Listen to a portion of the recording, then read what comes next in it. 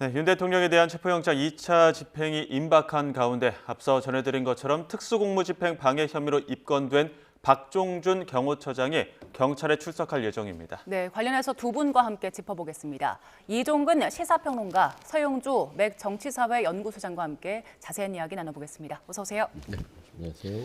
일단 박종준 처장 경찰 예상대로면은 안 올 것이란 관측이 많았었는데 출석을 한다고 밝혔습니다. 한 네. 5분 정도 남아 있는데 어떻게 보셨습니까?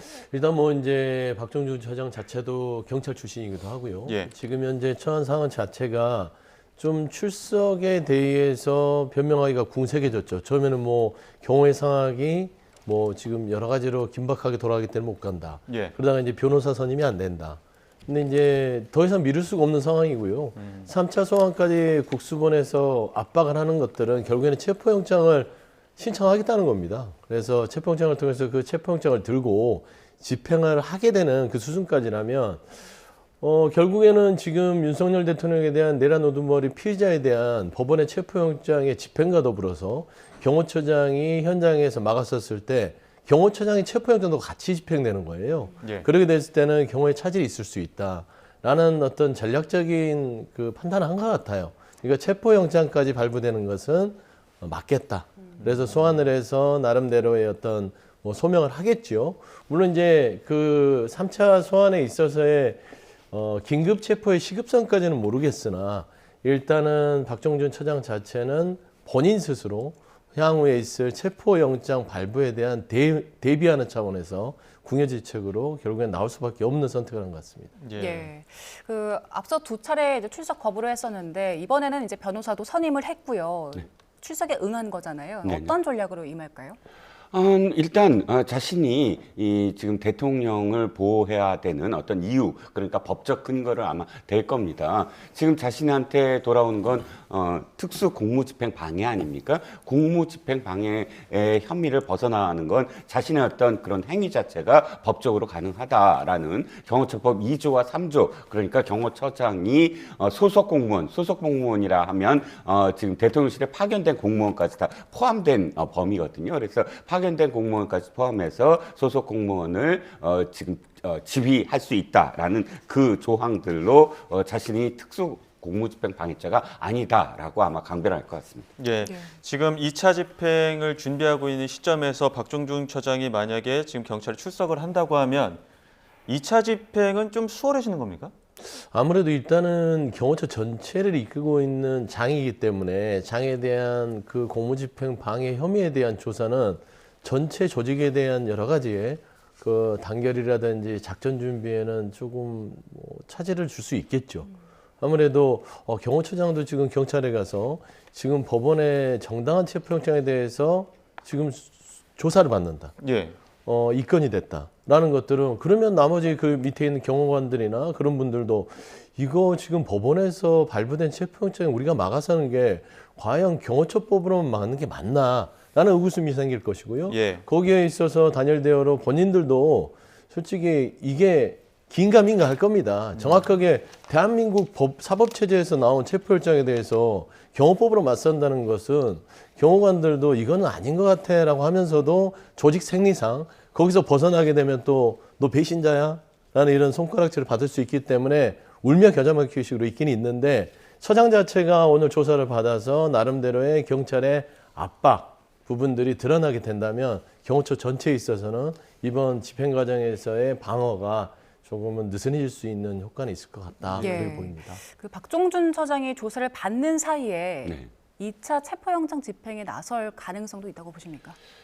글쎄요. 오늘 그러니까 얼만큼 뭐 시간을 소요하게 될지가 관건일 테고 그리고 또 박종준 경호처장이 이것을 미리 고지를 해서 이게 시간을 그러면 이 순간에 하겠다라는 그런 여러 가지의 경우의 수를 다 점검을 했어야 가능할 텐데 일단 제가 오늘 그렇게 가능하지 않을 것 같다라는 생각이 드는 건 그 현장을 제가 지금 통과하면서 왔습니다. 예. 상당히 느슨해요. 현재 상황은 예.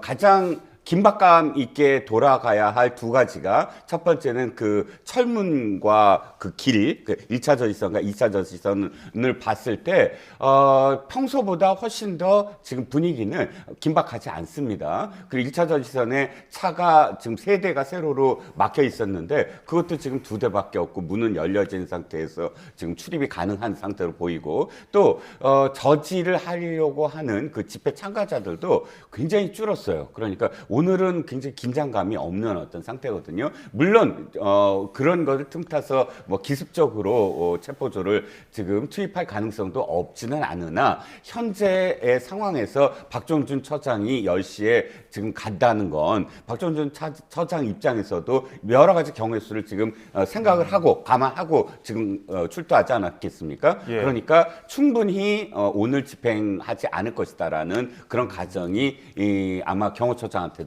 있으니까 오늘 결행을 한 것으로 예. 보입니다. 박종준 처장이 오늘 경찰 출석한다는 소식이 불과 몇 시간 전에 들려왔습니다. 어제 저녁까지만 해도 오늘 이른 아침까지만 해도 그런 소식이 없었거든요. 네. 그러면 박종준 처장의 여태까지의 그런 어떤 고민들 중에 혹시 그 국수본 그 수도권 광역수사단을 경찰이 집결 지시하지 않았어, 공문 그렇습니다. 보내지 않았습니까? 네네. 이런 것들도 이제 더 이상 막을 수 없다라는 위기감이 좀 발현된 걸까요? 그럴 수도 있어요. 지금 보면은 그 한남동의 이 관저의 경호처 직원들의 동요가 상당하다고 합니다. 그러니까 지금 보면 김용현 라인이라고 알려져 있죠. 김건희 여사 라인이라고 하는데 김용현 라인인 부분이 4명인데 저기 박종준 처장을 시작해서 뭐 그 김성훈 그 본부장 예. 그다음에 이제 한 2분이 더 있어요. 그러니까 한 4명 정도가 그 수뇌부 외에는 경호처에 있는 경호관들은요, 이제 그만 대통령이 좀 나가주셨으면 좋겠다. 언제까지 우리가 이런 법적인 부담감을 갖고 가야 되느냐라는 어떤 분위기가 팽배해지고 있고, 결국엔 군과 경찰도 지금 경호에서 빠져버렸잖아요. 예. 그러면 경호처만 남아 있습니다. 예. 거기에 경찰은 지금 대한민국에서 가장 강력 범죄를 잘 체포한다는 광수대를 예. 전부 소집해서 이번 체포에 직결하는 것이기 때문에 결국에는 어차피 이렇게 끝은 정해져 있습니다. 대한민국의 사법 시스템을 이길 수 있는 범법자는 없잖아요. 그걸 알매도 불구하고 지금 거의 여론전을 하고 목리를 부리는 상황인데, 아마 그런 차원에서 어차피 이번 집행이 이루어지면 막을 수 없다, 중과부적이다 라는 판단들도 분명히 박종준 처장에게는 깔려있는 출석이지 않을까, 그렇게 보는 게 맞을 것 같습니다. 예. 예. 그 민주당의 이광희 의원은 경호처 폐지하는 내용의 법안도 발의했잖아요. 그 경호처 뭐 폐지론 이런 것들도 나오고 있는데, 네. 네. 여기에 대해서는 지금 이 논의는 앞으로 어떻게 전개될까요? 글쎄요, 교각사로라는 말이 떠오릅니다. 경호처가 지금 네, 잠시만요. 지금 속보가 네, 나오긴 네네. 했는데 저희가 경호처장이 지금 10시까지 출석을 하기로 되어 있었고 지금 기자들도 대기를 하고 있었는데 이미 들어갔다고 합니다. 지금 경호처장은 경찰 출석에 응해서 지금 들어간 상태에서 조사를 받고 있고요. 현장 화면은 아직 들어오진 않았는데 만약에 출석하는 과정들이 혹시 나오거나 그런 과정들이 있으면 다시 한번 전해드리도록 하고요. 지금 비공개 조사기 때문에 그 전후 과정들은 나오지 않고 있습니다만 혹시 나오는 과정에서도 혹시 저 취재진에 포착이 되면 다시 한번 전해드리도록 하겠습니다. 다시 한번 네네, 경호처 폐지는 저는 교각사르라고 봅니다. 무슨 뜻이냐면 이거지요. 경호처가 지금 공무집행 방해를 하는 것이 경호처라는 그런 제도 때문이냐, 예. 아니면 그것을 예를 들어서 악용을 해서 어떤 그런 이 경호처장이라든지 혹은 경호처를 지금 그 지휘해야 되는 대통령이 악용을 한 거냐, 이렇게 비교를 했을 때 사실 사람의 문제지 제도의 문제는 아니라고 생각하거든요. 예. 일부에서는 이렇게 얘기합니다. 우리나라만 있다. 외국, 영국이나 뭐 선진국, 외국 같은 경우는 이 경찰 안에 경호국 뭐 이렇게 편제가 돼 있지 특별히 대통령 직속으로는 없다, 이렇게 얘기를 합니다. 그런데 우리나라의 특수한 상황을 사실 좀 감안해야 되지 않느냐 싶어요. 1968년에 김신조를 비롯한 무장공비가 어디까지 왔습니까? 청와대 뒷산까지 왔어요. 그리고 거기서 이 대치를 해서 완전히 그때 당시에 총탄이 쏟아졌습니다. 그런 사건도 있었고, 또 1984년에 아웅산 테러 사건 기억하실 테고, 1974년에 유경수 여사 저격 사건도 기억하실 테고, 이런 것들이 우리가 지금 현재 남북한이 대치 상태에 있는 이 서울이라는 것이 지금 그 북한과의 어떤 거리로 얘기할 때, 휴전선의 거리로 얘기할 때 거의 1시간 거리에 불과하거든요. 이런 특수 상황을 감안해서 경호처라는 그런 이 대통령실 밑에 있는 어떤 특수 수사라기보다는 경호와 관련된 그런 제도를 가질 수밖에 없다라는 게 사실 국민적인 어떤 공감대 때문에 제도가 있는 것이거든요. 그렇기 때문에 경호처를 무조건 없앤다라기보다는 경호처법을 좀 더 뭐랄까요, 지금 이야기되는 대로 대통령과 관련된 어떤 이런 상황들에 대해서 경호처장의 권한 범위가 어디까지냐, 이런 것들을 좀 더 보완하는 것이 저는 더 바람직하다라고 생각을 합니다. 예, 지금 속보 다시 한번 전해드리면 경호처장이 경찰에 출석해서 조사를 받고 있다는 소식이 대통령 측으로부터 나왔습니다. 윤갑근 변호사가 지금 이와 관련된 소식을 속보로 전한 것 같은데요. 경호처장이 경호구역 밖에 있기 때문에 지금 경호처장이 조사를 마치고 복귀할 때까지 규정에 따라서 경호차장이 직무를 대행하게 된다, 이런 소식까지 밝혔고요. 지금 경찰은 경호처장 박종준 경호처장은 경찰에 출석을 해서 조사를 받고 있다는 소식이 속보로 들어왔습니다. 조사와 관련된 소식은 추가 소식이 또 들어오면, 현장에서 들어오면 다시 한번 전해드리도록 하고요. 자, 경호처장은 경찰 출석을 받고 있지만 한남동 관저 주변으로는 찬반 집회는, 자, 현장 이야기 잠시 들어보겠습니다. 소장님, 오늘 조사에서 어떤 점 소명하실 예정이신가요? 우선 현재 정부기관끼리 이렇게 충돌하고 대치하는 상황에 대해서 많은 국민들께서 걱정이 크실 것으로 알고 있습니다.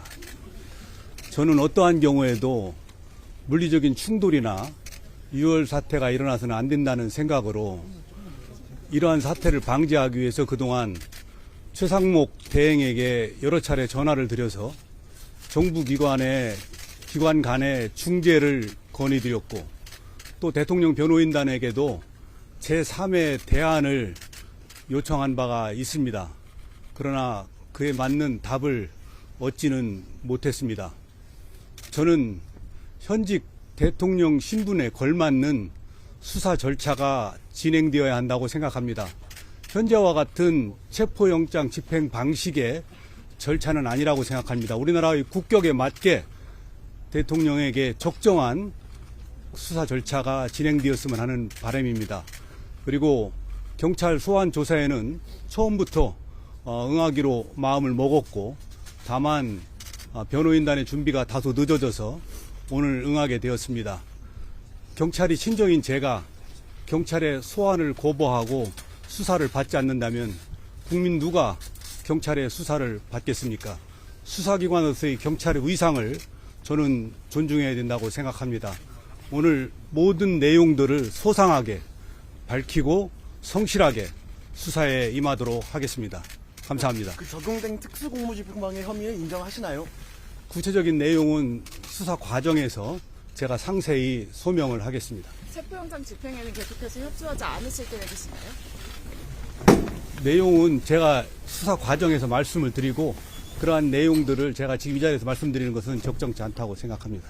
체포영장 적법하게 발부됐는데 왜 막고 계시는 건지. 그거는 여러 가지로 법리적으로 이론이 있기 때문에 어떤 제가 이론이 있어요? 수사 과정에서 어떤 말씀을 이론이 있나요? 드리겠습니다. 법원에서 이 기각하지 않았나요?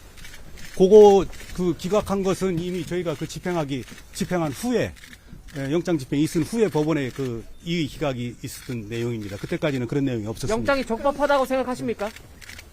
그 수사 과정에서 서로 법리적인 논쟁이 있었던 여기서도 한 말씀 생각이 해주시죠. 듭니다. 소장님, 오늘 자. 그동안 출석 불응하시다가 오늘 경찰에서는 뭐 체포 이런 것도 고려하고 있었다고 하는데 출석을 결심하시게 된 그거는 상관없습니다.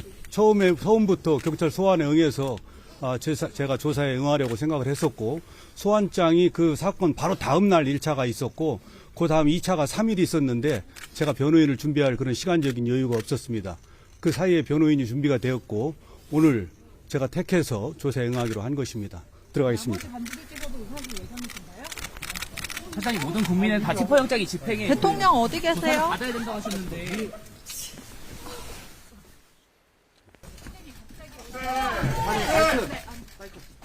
소장님, 오늘 조사에서 어떤 어떤 점 소명하실 예정이신가요?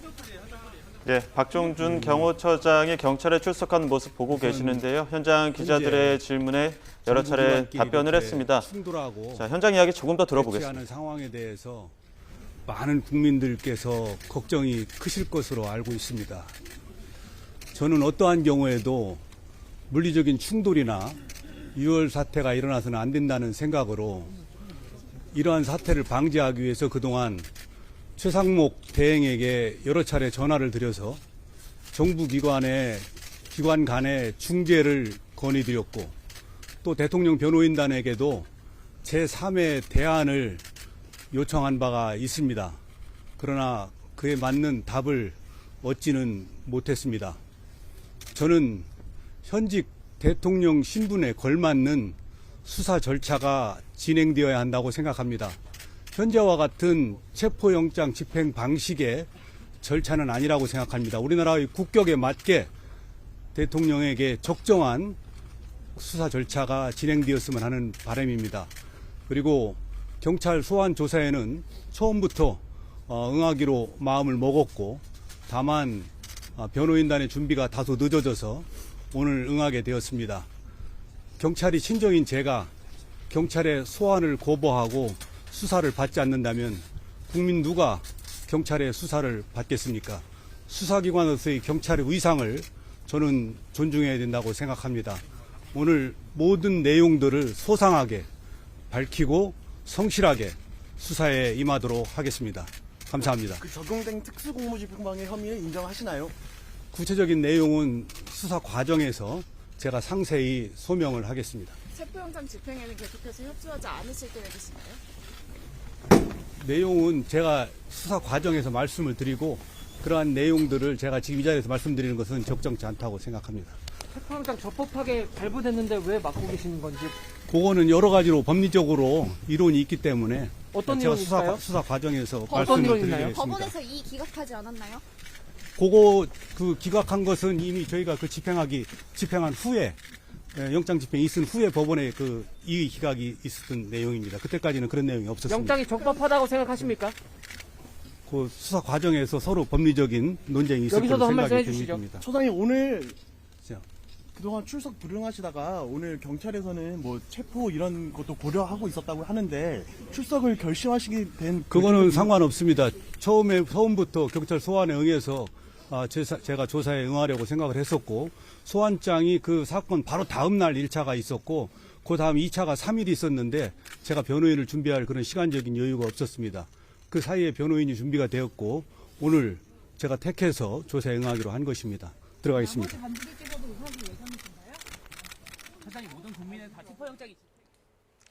네, 박종준 처장이 경찰에 출석하면서 입장을 밝혔습니다. 여러 차례 중재를 건의했는데 또 제3의 대안도 요청을 했지만 제대로 된 답변이 없었고 지금 현직 대통령 신분에 걸맞은 수사 절차가 필요하다. 오늘 조사에는 성실히 임하겠다고 밝혔습니다. 자, 일단 최상목 대행에도 여러 번 중재 요청을 했다. 대통령 변호인실에도 여러 차례 제3의 대안을 요청했다. 이렇게 얘기를 했습니다. 1차 집행 막았을 때는 끝까지 막겠다라는 입장을 영상으로 보내지 않았습니까? 네. 그와는 조금 좀 유해진 분위기가 있는 것 같아요. 그렇죠. 신명을 다 바치겠다. 예. 뭐 목숨을 바치겠다는 뜻하고 거의 비슷하거든요. 지금 이제 대한민국의 무법지대가 한남동 관저입니다. 거기에는 대한민국의 어떤 사법권도 어떤 수사권도 통하지 않는 곳이잖아요. 거기에서 경호처장이 보여줬던 1차의 태도는 영상을 통해서 나는 같이 이 무법천지에서 끝까지 목숨을 바치겠다 했는데 최근에 이게 앞서도 말씀드렸다시피 그 안에의 분위기가 조금 변하고 있다는 것을 저는 감지할 수 있다고 봐요. 예. 경호처장 자체가 굉장히 이제 경찰에서 오래 있었고 나름대로 이제 정치권에서도 정치를 하려고 했던 분이라서 그리고 나름대로 평가도 나쁘지 않았어요. 그러니까 합리적이고 굳이 무리해서까지 그렇게 법 집행에 막을 리가 없는 사람인데 왜 이러지? 라고 했는데 제가 봐서는 최근에 이제 군과 경찰이 경호에서 빠지고 경호처가 고립되면서 결국엔 점점 시간이 흐르면서 더 이상 내가 여기에서 신명을 다하다가는 정말 신명이 다 될 수 있겠구나 라는 생각을 하는 것 같고요. 그래서 본인의 어떤 인신의 구속 부분은 좀 벗어나자라는 차원에서 출석해서 본인에 대한 어떤 이번에 이 공무집행 방해에 대한 입장을 피력하고 나름대로 출구 전략을 쓰는 어떤 출석이 아닐까라는 생각도 드는데요. 직시에서 이제 차장 대행을 임명을 했는데 경호처에는 박종준 처장보다 더 실세라고 알려진 게 김성훈 차장이죠. 예. 예. 여기가 이제 실질적으로 김건희와 김용현 그 라인으로서의 중심을 잡고 있고 최근에 아직은 이제 확인을 해야 되나 유사시의 발포 경호처의 발포에 대한 얘기들이 나왔을 때 이 부분에 대해서도 박종준 처장이냐 아니면 김성훈 차장이냐라는 얘기가 있었어요. 그렇기 때문에 이 부분까지도 오늘 조사에서 함께 이루어지지 않을까 그렇게 보입니다. 네, 그리고 그 영장과 관련해서는 그 이전 입장에서는 편법 그리고 위법 논란 위에서 집행되는 영장이다라는 표현을 했었거든요. 네네. 그런데 오늘은 미묘하게 달라졌습니다. 법리적으로 이론이 있다. 이것도 조금 바뀐 것 같아요. 그렇죠. 그런데 저는 그 태도가 바뀌었다기보다는 지난번에 그 기자회견과 그 담화처럼 이야기한 기자회견과 오늘의 지금 일문일답은 성격 자체가 좀 다르다고 봅니다. 오늘은 어차피 자신이 지금 경찰에 출두를 해서 자신의 법적인 그런 방어를 해야 되는 어떤 상황 아니겠습니까? 그러니까 어쨌든 기자들에게 하는 답일지라도 내가 바로 들어가서 질문에 답을 하고 그러면서 어찌됐든 뭐 체포를 당하거나 하지 않고 오늘은 이제 소환에 응하는 것으로 나와야 되는 어떤 상황이거든요. 그래야 돌아가서 자신의 어떤 직무를 계속 해야 되고 그런데 여기서 기자들이 질문을 하는데 나는 맞겠다라고 이야기하진 않겠죠. 당연히 그리고 지금까지 했던 행위가 적법하다라는 거를 어쨌든 강변을 해야 되지 않겠습니까? 그러려면 자신이 최선을 다했다. 경호처에서도 최선을 다했다. 예를 들어서 중재도 요청을 하고, 그리고 또, 뭐, 제3의 대안도 요청을 했는데, 거기에 응하지 않았기 때문에 어쩔 수 없이 막았었을 뿐이다. 그러니까 자신의 경호처장으로서의 직무는, 불법하지 않다라는 걸 강변하기 위한 그런 그 준비된 답변이라고 생각을 하고요. 예. 지금 법리적인 부분도 저는 마찬가지라고 예. 생각을 하거든요. 무조건 이거 잘못됐기 때문에 내가 막았었다가 아니라 법리적으로도 내가 다툴 준비가 되어 있다. 이런 어떤 이견들에 대해서 다 검토를 하고 내가 이제 임하겠다라는 네. 그런 어떤 뭐랄까요 마음가짐 내지는 앞으로 답변할 것에 대한 어떤 기초적인 뭐랄까 근거를 저희가 미리 봤다 이렇게 저는 해석이 가능할 것 같습니다. 근데 이제 처음부터 소환에 응할 생각이었는데 다만 이제 변호인 선임이 좀 준비가 늦어졌다 이렇게 이야기하지 않았습니까? 네. 근데 1차 때나 2차 때에는 대통령 경호 등 긴박한 상황 때문에 직무를 다할 수밖에 없기 때문에 출석을 못했다고 얘기했거든요. 왜 이유가 바뀌었을까요? 그러니까 변명이죠, 다. 일단은 3차까지 목전에 앞두고 나오는 거잖아요. 누가 보더라도. 그러니까 체포영장이 신청이 되면 발부가 될 거를 뻔히 알고 있는 것이고, 그러면 어차피 본인의 인신의 구속이 어쩔 수 없이 가는 겁니다. 그리고 저는 오늘 긴급체포도 배제할 수 없는 것들이 그거는 범행의 재범의 우려가 높습니다. 그러니까 지금 공무집행에 대해서 법리적 다툼이 있다고는 하나 이 공무집행을 또 돌아가면 또 이 국가의 어떤 사법권의 집행에 있어서 또 맞설 우려가 있잖아요. 그러면 그런 부분도 고려가 됐을 때는 그런 위험까지 감수하고 나왔다라고 보는 게 맞을 것 같고요. 다만 일단 뭐 여러 가지 이유를 대겠으나 합리적이진 않습니다. 본인의 어떤 끝까지 안 나올 것 같으면 나오지 않든지 뭐 여러 가지 이유를 합리적으로 돼야 되는데 1차 때는 뭐 경호의 긴박성이 있었는데 지금은 없습니까?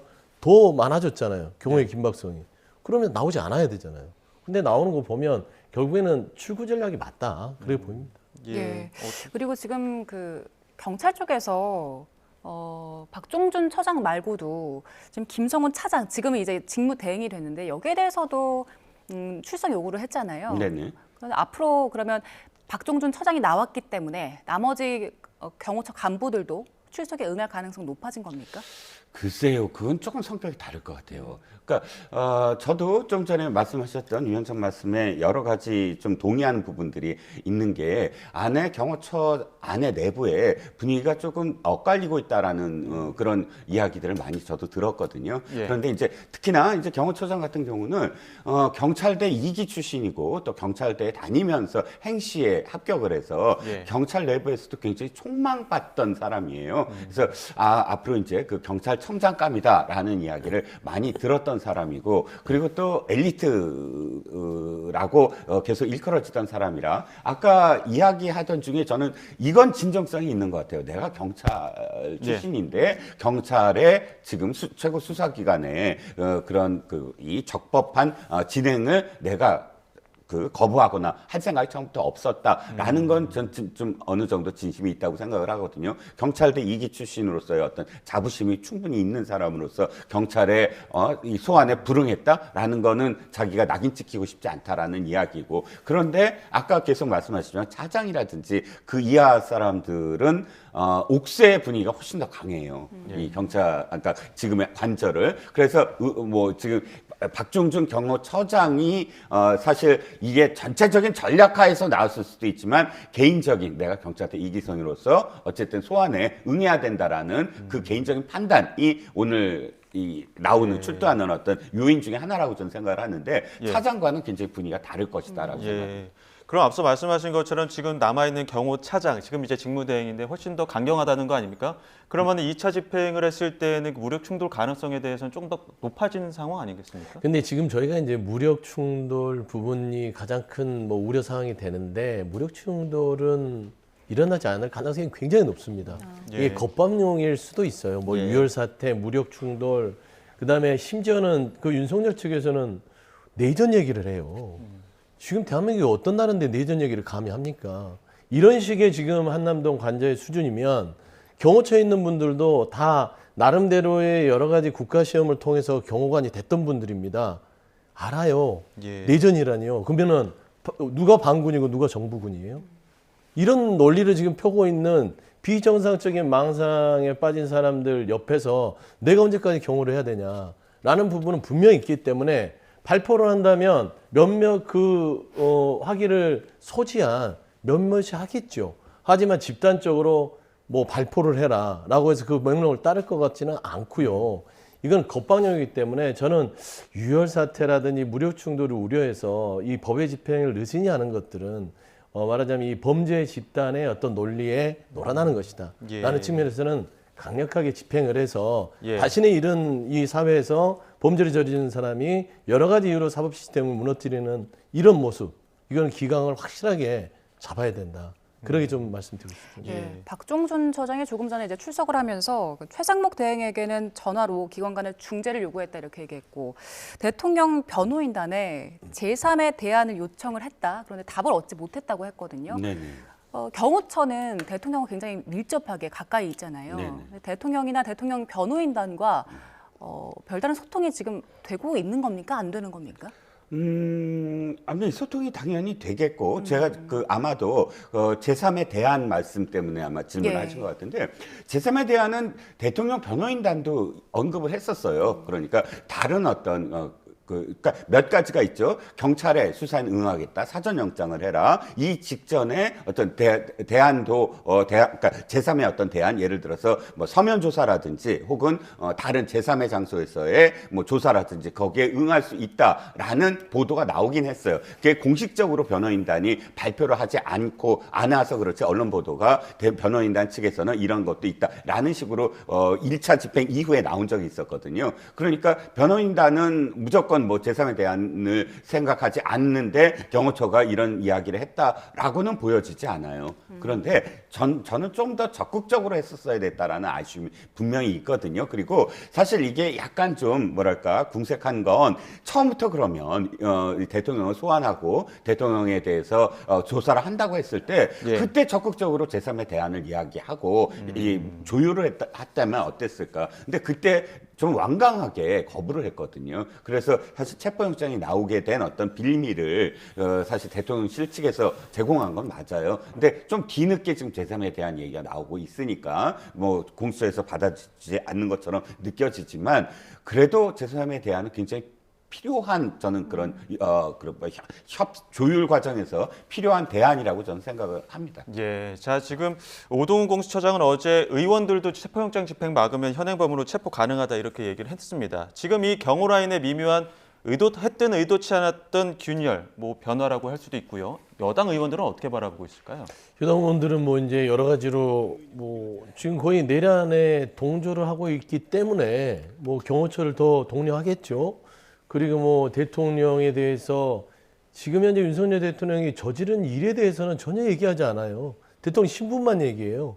그래도 대한민국의 대통령 직무가 정지됐지 직은 있지 않냐. 대통령 대우를 해달라. 근데 왜 그 얘기는 안 하죠? 그런 대통령 대우를 받으려면 대통령이 합당한 일을 했었어야죠. 근데 그런 대통령이 내란 우두머리가 돼서 피의자가 됐음에도 불구하고 대한민국 사법 시스템 낸 체포영장까지 거부하고 있습니다. 거기에 대해서는 왜 비판하지 않죠? 그러니까 저는 이런 부분에 있어서 지금 여당은 내란 동조로 그냥 하기로 마음을 먹었기 때문에 변화 자체는 없습니다. 더 가속화돼서 예를 들면은 지금 윤석열 대통령 측 얘기하는 내전. 예. 그러니까 지금 대통령을 체포하는 쪽은 종북 세력이에요. 그러니까 대한민국의 모든 국민은 저기 관저에 있는 사람들 빼고는 다 반국가 세력입니다.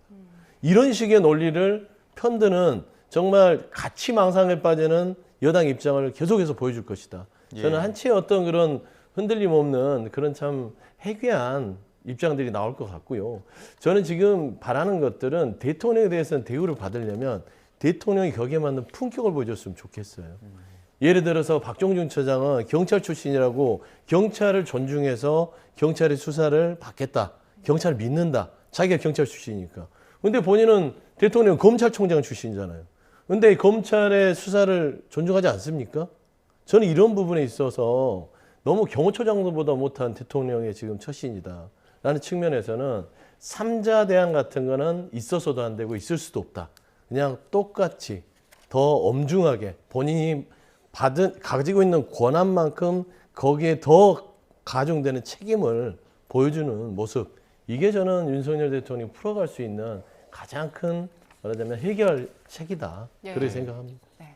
오동훈 처장은 그 2차 집행이 마지막이라는 각오로 임하겠다는 말도 했었는데 이번에 윤석열 대통령 신병 확보에 실패를 한다면 앞으로 공수처에는 어떤 선택지가 있을까요? 공수처의 선택지는 한 두 가지 정도가 있겠지요. 그냥 그러니까 불구속으로 기소하는 방법과 그 다음에 경찰에 재입첩하는 것, 재입첩하는 것. 저는 후자를 좀 사실 요구를 합니다. 자, 아까 위원장께서 이렇게 말씀하셨어요. 박정준 경호처장은 경찰 출신이기 때문에 경찰의 어떤 수사에 응하는 최소한의 어떤 태도를 보여줬는데 대통령은 그렇지 않다라고 말씀하셨지만 사실 두 번째 선택을 계속 요구를 했어요. 그러니까 경찰만이 지금 내란죄에 대해서 수사의 권한이 있으므로 경찰의 수사에 응하겠다. 이렇게 얘기를 하고 있거든요. 그러니까 처음부터 사실 첫 단추가 좀 잘못 깬 건 맞아요. 제가 아무리 생각을 해도. 물론 관련 범죄이기 때문에 공수처도 할 수 있다라고 지금 계속 수사를 지금 고집을 하고 있지만 그러나 처음부터 경찰이 했으면 또 경찰이 수사를 요구를 하고 또 체포영장이라보다는 영장 청구를 하고 했다면 지금의 어떤 빌미 대통령실에서 경찰이 해야지 왜 공수처가 하느냐라는 빌미를 주지 않지 않았을 것입니까? 그래서 후자를 해야 되는데 아마도 공수처가 재이첩하지는 않을 거예요. 왜냐하면 이미 공수처의 무능함 그리고 판단 부족 이런 것들이 다 드러나 있는 상태이고 하다못해 공수처를 만든 민주당 내에서도 공수처 무용론이 나오고 있는데 여기에 재이첩을 하면 그야말로 아무것도 보여주지 못하고 무능만 보여주고 끝났다. 이 얘기가 나올 수밖에 없거든요. 예. 그러니까 아마 뭐 무조건 하겠다라고 이제 공언을 하는데 만약 그렇게 하지 못한다면 기소까지는 하지 않을까 싶습니다. 예, 자, 김민전 의원 이야기도 해보겠습니다. 김민전 의원이 그 백골단의 기자회견을 또 주선을 해갖고 논란이 굉장히 되고 있거든요. 김민전 의원의 발언을 잠시 듣고 두 분 의견 어떤지 여쭙겠습니다. 들어보시죠. 저희 반공청년단 예하 백골단 대원들은 대통령 관저 앞에서 대통령에 대한 무리한 체포를 반대하는 도열 시위를 할 예정입니다. 중화기로 무장한 경찰 특공대를 투입하여 현직 대통령에 대한 체포 시도를 하는 것은 내전으로 확산될 가능성이 매우 높은 위험한 행위입니다. 위에 파이버 모자를 쓰고 있어서 약간 위협적으로 보이실지 모르겠습니다만은 공권력도 위협받는 세상에 정말 평화적인 의사 표현을 하겠다라고 하는 일반 청년들의 안전은 어떻게 보장될 수 있겠는가? 아마 여기에서부터 무릎 보호대에서부터 시작해서 모자까지 이렇게 쓰게 된 것으로 생각합니다. 네. 자, 김민전 의원의 판단 배경은 어디에 있을까요? 그러니까 아무 생각이 없는 거죠. 판단을 안 한 거예요. 그러니까 국회의원으로서 백골단이 뭔지도 안 찾아본 것 같고요. 백골단의 역사들은 뭐 최근 들어선 80년대 전두환 군부독재 시절에 민주화운동을 했던 민주화 인사들을 아주 무참하게 탄압하고 진압할 때 쓰는 어떤 특수단입니다. 백골단. 아주 그 경찰에 있어서의 사법경찰로서 안 좋은 개념으로 썼던 게 백골단인데 거의 뭐 군부독재의 어떤 뭐 이런 잔재를 가지고 온 것이죠. 거기 일제시대는요, 예를 들어서 독립군, 항일 운동가들 때려잡던 게 백골단입니다. 일본의 이 경찰들이, 일본의 그 밀정들과 여러 사람들을 백골단에 투입을 해서 그래서 항일 운동가들 잡아들이는 게 백골단이에요. 그런 그냥 역사적인 기본에 대한 개념조차 그냥 들여다보지 않는 그 국민의힘 국회의원 수준이에요. 그게 대표적으로 김민전 의원인 것이죠. 그러니까 평가할 것도 없고 본인도 뒤늦게 이게 이거 이런 거였어? 하고 뭐 취소하잖아요. 이 정도 의정활동 같으면 저는 배지 반납했으면 좋겠어요. 뭐 하나 국민한테 도움되는 거 없잖아요. 지금 뭐 그 내란이 일어났음에도 불구하고 아스팔트 우파에 가서 소리 질러서 이거는 내란이 아니다라고 얘기하고 있고 뭐 예를 들어서 본회의장에서는 잠을 주무시고 계시고 도대체 왜 배치라고 계신지 모르겠어요. 이거 국민 세금 낭비 아닙니까? 저는 그런 부분에서는 단순하게 그냥 이거 취소해도 되는 건 아니고요. 근본적으로 김민전 의원이라는 분이 국민의힘에서 특히 여야 정치권을 다 통틀어서 국회의원으로 자격이 있느냐라는 부분에서 자격심사가 필요한 사안 같다. 그래 말씀드립니다. 예, 지금 민주당에서도 김민전 의원 즉시 제명해라. 그리고 국민의힘에서도 입장을 좀 밝혀라. 이렇게 반발하고 있거든요. 네. 글쎄요, 저도 대단히 부적절했다라는 데 동의를 합니다. 지금 1987년 헌법을 우리가 만들어서 그 헌법으로 지금 공화국이 이루어지고 있는데 그 헌법이 만들어진 계기가 민주화 투쟁 때문이거든요. 80년대. 근데 그 민주화 투쟁을 가장 적극적으로 그렇게 그 폭력적으로 진압했던 부대, 아까 뭐랄까 부대가 아니라 경찰 내부의 조직이 백골단이라는 건 사실 경찰 내부에 이름 붙여진 게 아니라 그 하얀 모자를 쓰고 사복을 입고 그다음에 이 체포를 했기 때문에 붙여준 이름이지 공식적인 어떤 조직 이름은 아닙니다만 그러나 그 기억이 아직도 생생하게 남아있는 그런 상황에서 백골단이라는 이름을 붙여서 뭐랄까 뭐 좀 자랑스럽게 국회에서 저렇게 기자회견을 했다 뭐 결코 적절하다고 이야기할 수 없겠고요. 그 행위에 대해서는 걸맞는 뭐랄까 뭐 윤리위에 뭐 다시 회부가 돼서 경고를 받든 뭘 하든 받긴 받아야 될 어떤 절차라고 봅니다. 그러나 여기에서 제가 이제 조금 우려하는 건 저는 부적절하다고 말씀을 드린 거고요. 그런데 어찌됐든 지금 김민전 의원의 표현 중에는 평화적인이라고 표현되지 않습니까? 백골단위로 연상되는 폭력적인 어떤 진압, 그 명칭이 갖고 있는 뭐 이 위력적인 어떤 인상 때문에 그렇지 평화적으로 적법한 어떤 시위를 하는 사람들이라면 그것 자체를 비난할 수는 없다라는 것이고요. 미국의 일리노이주에 유대인 마을이 있었어요. 유대인 마을에 유대인들을 반대한다고 신나치주의 이 청년단이 시위를 했습니다. 근데 유대인 마을에서 당연히 법원에 금지 조치를 요구하지 않았습니까? 근데 그때 연방 대법원이 어떻게 얘기했냐면 그들의 위협보다 더 위협을 받아야 되는 거는 표현의 자유를 억압하는 것이다 라고 해갖고 허가를 내줬어요. 굉장히 그게 반향이 컸지만 그럼에도 불구하고 미국은 표현의 자유가 우선된다라는 걸 남겼고 그렇게 함으로써 사실상 전국에서 다 모여들었어요. 도리어 신나치주의에 반대하는 사람들이 또다시 거기서 시위를 벌임으로써 신나치주의 사람들이 제대로 시위를 못하게 하는 그런 효과가 났는데 그 결과도 중요하지만 이 용기, 그러니까 미국의 용기, 신나치주의자들마저도 표현의 자유를 허락할 수 있는 용기가 굉장히 의미가 있다고 생각을 하거든요. 저는 저기에서 하얀 모자를 쓴 분들의 의견에 전적으로 동의하지는 않습니다. 하지만 저들이 적법한 어떤 시위를 하고 있다고 한다면 거기에 대해서 비난해서는 안 된다고 저는 생각합니다. 지금 네. 뭐 김민전 의원 개인적인 차원의 일이라고 볼 수도 있지만 김민전 의원은 이제 여당 공당 소속이잖아요. 국민의힘 차원에서는 어떤 조치를 해야 될까요? 국민의힘 차원에서 해야 되는 게 정상이죠. 근데 정상인 게 하나도 없잖아요. 집권여당. 그다음에 대통령 자체도 정상적인 사고를 하지 않고 있잖아요. 그러니까 대한민국이 지금 합법과 불법의 싸움도 있지만 정상과 비정상의 싸움이 있습니다. 우리 대한민국의 많은 국민들은요. 그동안 배웠던 상식과 원칙, 합리, 지성 이건 기본적으로 늘 우리가 배워왔던 겁니다. 비가 오면은 우산을 써야 되는 거예요. 그냥 그런 겁니다. 밥은 숟가락과 젓가락으로 먹어야 되는 거예요. 손으로 먹으면 안 되는 거예요. 근데 그냥 이 나라가 어떻게 되냐면 비가 와도 그냥 우산 안 쓰고 다니고 손으로 먹든 뭘로 먹든 그냥 먹으면 된다. 이런 식의 반이성적인 나라로 지금 변해가고 있는 것입니다. 그런 의미에서 지금 보면 국민의힘도 정상적인 판단을 하고 있나요? 전혀 조치를 하지 않을 거예요. 김민전 의원에 대해서. 제가 말씀드리는 건 김민전 의원의 개인에 대한 폄하가 아니라 저 정도 수준의 국회의원이라면 국민의 세금으로 하는 겁니다. 국민의힘의 정당에서 권선우 원내대표가 월급 주는 거 아니에요. 다 국민의 세금으로 유권자들이 선출한 국회의원들이라면 거기에 걸맞는 행동을 하지 않았을 때는 본인 스스로 부끄러움을 알고 내려놓는 게 맞지 않냐. 이게 한두 번이 아니지 않습니까? 특히나 백골단 이게 표현의 자유라고 뭐 방언할 수 있겠으나 어떻게 저게 표현의 자유입니까? 내전이요? 내전이라는 말을 하는 평화의 백골단이 있습니까? 저는 그런 사리분별도 못하는 국회의원들이 국민의힘 내에 많다는 거. 그런 부분들이 참 이 정상으로 가는 대한민국의 길을 가로막고 있다. 참 좀 비참합니다.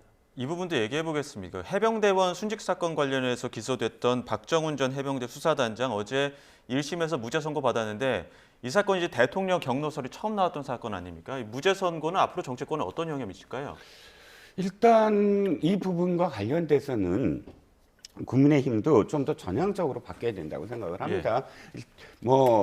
최해병의 어떤 순직 사건이 한 사람의 정말 이 희생만이 아니라 이런 어떤 체계가 계속 지속된다면 앞으로도 또 다른 군 체계 내에서 또 다른 어떤 사고나 사건이 벌어질 수 있지 않겠습니까? 그런데 당시에 물론 지금 박 대령의 이런 여러 가지 어떤 그런 그 행위 중에서 몇 가지 제가 이건 적법하지 않다라고 생각한 부분도 분명히 있어요. 하지만 박 대령이 지금까지 했던 태도가 법적으로 이렇게 무죄가 났다고 한다면 앞으로 최해병 특검법이라든지 이런 부분에서는 국민의힘이 좀 더 전향적으로 바뀌어야 된다라는 생각입니다. 네, 지금 민주당에서는 그 사건 내막과 또 외압의 몸통을 밝히는데 더 박차에 가겠다 이런 입장을 냈거든요. 네. 어제 1심 판결이 관련 의혹 밝히는데 앞으로 어떤 영향을 줄까요? 매우 중요한 역할을 하는 것이죠. 지금 박정훈 대령에 대해서 거의 악마를 만들어 놨잖아요. 박정훈 대령이 수사단장으로서 당시에 원칙에 따라서 사건의 이첩에 대해서 그냥 한 것뿐인데 그걸 항명이라고 하고 처음에는 항명 수계라고 그랬습니다. 그러면서 거의 항명 수계라면 사형이 연도될 수 있는 그런 과중한 어떤 그 책임을 물어서 압박을 했는데 정말 힘든 과정을 떳떳하게 이겨내면서 본인의 명예를 지키기 위해서 여기까지 왔고요. 물론 1심이긴 하나 아예 이 부분에서 무죄를 선고했습니다. 그러니까 국방부 장관이든 누구든 간에 여기에 대해서 이첩 지시를 할 수 있는 권한이 없는 거예요. 그동안 민주당과 박정훈 대령이 주장했던 겁니다. 그런데 그동안 생각하면 윤석열 대통령 측부터 시작해서 임성근 사단장부터 어땠습니까? 다 국민을 속였잖아요. 그런 부분에 있어서는 진실을 바로잡아야 되는 것이고 이 문제의 번제는 박정훈 대령의 억울함을 푸는 것도 있으나 외압이 있었느냐. 이 부분은 이제 허투루 넘어갈 수 없는 겁니다. 예. 임성근 사단장의 외압을 누가 하려고 했었고 그 와중에 왜 이런 거짓말까지 해가면서 박정훈 대령을 희생양을 만들어서 이 외압을 덮으려고 했는지 저는 이 실체로 가는 것이고 무엇보다 어제 시사했던 것들은 최근의 상황과 맞물려서 경호처도 마찬가지예요. 위법하고 위헌적인 불법적인 명령에 대해서 듣지 않아도 됩니다.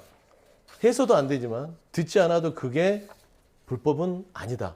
예. 그렇기 때문에 저는 박정훈 대령의 어제 1심에 대한 어떤 무죄 선고는 여러 가지로 지금 대한민국의 제복 입은 시민들, 예. 공직자들에게 시사하는 바가 크다. 저는 예. 그 말씀을 드리고 싶습니다. 근데 또 이종섭 전 국방부 장관 측은 이제 박정훈 대령 무죄 관련해 갖고 수긍하기 어렵다는 입장이거든요. 결국 또 항소심에서 다투겠다는 이야기겠죠? 그렇겠죠. 왜냐하면 일단 이종석 전 국방장관 입장에서 이것을 다투지 아니하면 자신이 외압을 행사한 사람이 되고 또 추후에 관련돼서 자신의 어떤 여죄 여부가 가려지게 되거든요. 그러니까 자신이 이걸 개입하지 않았다. 그리고 자신이 어떤 외압을 행사하지 않았다는 입장을 고수할 수밖에 없고요. 사실 이 본질이 좀 다른 방향으로 가서 일정 부분 외압의 어떤 실체가 전 있었다고 생각은 하지만 그럼에도 불구하고 지금 이 문재인 정부 시절에 이 군과 관련돼서 법을 바꾸지 않았습니까? 그러니까 군 검찰은 두 가지 사건과 관련해서는 수사할 권한이 없는 것이거든요. 이를테면 뭐 이렇게 그 군 내부에서 이렇게 죽음을 당한 어떤 병사라든지 혹은 성폭행과 관련된 성비위와 관련돼서는 다 민간 수사기관으로 이첩되게 돼 있습니다. 그러면 이첩이라는 건 수사를 누가 죄가 있다, 누가 죄가 없다라는 수사를 하는 단계가 아니라 이 사건의 개요는 이렇다고만 한 상황에서 이첩이 돼야 되는데 그 직전에 누구가 혐의가 있다라고 아예 수사를 해서 결론을 내린 것처럼 이첩하는 것 자체는 사실 월권이다. 라고 저는 생각을 합니다. 그 부분과 관련돼서도 조금 더 정확하게 뭐랄까요 가려졌으면 좋겠다라는 생각입니다. 네. 예. 그 국민의힘 입장도 좀 봐야 될 것 같아요. 어제 국민의힘 입장 나온 거 보니까 재판부가 김계환 당시 사령관이 박정훈 대령에게 이첩 보류 명령을 내렸는지 불분명하다고 보고 명령이 불확실하기 때문에 항명으로 볼 수 없다고 판단했다. 이게 바로 국민의힘 입장이거든요. 그렇기 때문에 민주당은 이 판결 내용을 좀 호도하지 마라 이렇게 반박했어요. 그렇지요. 국민의힘 입장에서는 어쨌든 지금 1심 바로 나오자마자 판결문을 제대로 입수를 하지 못한 상황일 거예요. 아마 보도자료 정도의 수준에서 일단 논평을 그렇게 낸 것으로 보이고 판결문이 나오면 또 국민의힘이 좀 더 전향적으로 이 문제를 좀 더 파악했으면 하는 바람입니다. 이것이 뭐 계속 다투는 어떤 상황이 됐을 때 국민들은 한 사람의 어떤 군인이 희생이 됐는데 거기에 대해서 계속 국민의힘이 나서서 그것을 덮으려는구나라고 생각할 수밖에 없거든요. 저는 좀 더 전향적이었으면 하는 생각이 듭니다. 네. 자, 이렇게 윤 대통령을 둘러싼 여러 고리들로 그 야당과 어떤 정치권의 압박이 거세지고 있는 가운데 지금 윤 대통령 변호인 측은 또 그 외신 기자들 대상으로 간담회도 열었었거든요. 네. 그 현장에 대한 그 변호인 간담회 이야기가 있습니다. 혹시 녹취가 준비되면 윤 대통령 측에서 외신 기자들을 상대로 한 발언 한번 듣고 오겠습니다. 예, 자 윤갑근 변호인인데 지금 어떤 이야기를 했는지 들어보시죠.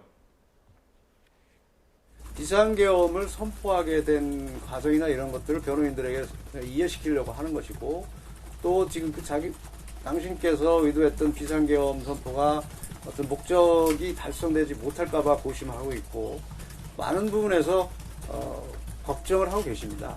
대통령께서 후회하시지 않느냐고 묻지만 대통령께서는 엄연히 87년에 제정된 대한민국 헌법에 규정되어 있는 비상계엄 선포라는 권한을 행사하는 겁니다. 권한을 행사를 통해서 나라를 제대로 만들려고 했던 것이고 계엄 목적을 달성 못할까 봐 고심하고 있다 이렇게 했는데 목적은 무엇인지 곧 달성을 못할까 봐라면 아직도 지금 진행이 되고 있다라고 보는 겁니까? 그렇죠. 저는 그래서 이제 내란에 대한 부분들이 아직도 진행 중이다라고 보는 게 맞아요. 외신들한테 그러잖아요. 목적 달성이 됐는지 아직도 고심 중이다. 하고 싶은 거예요, 아직도. 이 쿠데타를 내란을 성공시키고 싶은 거예요. 그러니까 내전이라고 하겠다는 거 아닙니까? 그래서 저는 이런 부분까지 재판부가 사법부가 다 고려해야 될 부분이고요. 외신 기자회견을 자꾸 하는데 제발 집안 망신도 나라 망신도 이제 정도껏 시켰으면 좋겠어요. 외신 써주지도 않습니다. 비아냥될 거예요. 저런 표현을 하면. 대한민국이 어떤 나라입니까? 87년 정치민주화 이후에 여기까지 민주화를 끌어올리기 위해서 얼마나 많은 시간을 가져왔고 최근에 한강 작가가 노벨 평화상을 받으면서 대한민국의 민주주의의 이 척도가 그 노벨 평화상 수준까지 문학상까지 올라왔는데 불구하고 지금 저런 분들께서 나가서 지금 대통령이 했던 내란 행위가 어떤 여러 가지의 비상계엄의 나라를 바로잡기 위한 어떤 행위였다. 웃을 일이에요. 그러니까 후진국도 그냥 후진국이 아니라 야마적 후진국으로 비춰지게끔 하는 것이다. 저는 딱 한 가지만 말씀드리고 싶은 게 그래요. 아까 박정훈 대령도 그렇고 저분들도 법률인이고 여러 정치인들도 있어요. 법률적인 판단에 대해서 정치적인 발언을 할 수 있습니다. 하지만 법률가들은 대한민국에 나름대로 잘났다고 하는 사람들 떠들 수는 있어요. 하지만 대한민국은 시스템을 만들어 놨잖아요.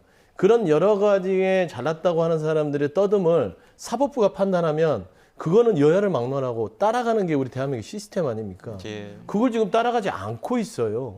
그래놓고 무슨 할 말이 있다고 외신에서 저런 얘기를 하는지 도무지 그냥 창피해서 죽을 노릇일 것이다, 국민들은. 네, 윤석열 대통령 측 변호인단에서 뭐 평화적 계엄 이런 주장을 하는 게 일종의 장애 여론전으로 보이는데 네. 이게 효과가 있을까요? 일단 외신에 이 이야기를 한 건 헌법재판소에서 어떤 식으로 다투겠다라는 그 이야기를 한 것으로 보여져요. 목적을 달성하지 못했다라는 것을 굉장히 비판하셨는데 목적이라는 게 그 맥락을 보면 이거거든요. 지금 국민들에게 경각심을 주기 위해서였다라고 이야기를 하지 않습니까? 그러니까 그 자신은 자신의 어떤 권한 내에서 통치 행위로서 계엄을 선포했는데 계엄을 선포한 이유는 지금 종북 세력들의 그런 이 전횡과 그 다음에 부정선거와 관련된 여러 가지 어떤 의혹들이 있는데도 불구하고 우리가 평상시에 그 점에 대해서 사실 무관심했으므로 그 문제를 제기하고 싶었다. 제가 동의하든 안 동의하든 어저께 맥락은 그렇고요. 그래서 그 목적이 제대로 달성되지 못한 것에 대해서 지금 고민하고 있다라고 이렇게 표현이 돼 있고 그 점이 바로 이제 그 헌법재판소나 혹은 또 이 경찰 등 수사기관에서 수사를 받을 때 나는 통치행위였고 그다음에 목적은 이렇다. 이 두 가지를 강변할 그런 그 근거를 지금 이야기한 것으로 보입니다. 예, 알겠습니다. 여기까지 듣겠습니다. 지금까지 이종근 시사평론가, 서영주 맥정치사회 연구소장 두 분과 함께했습니다. 고맙습니다.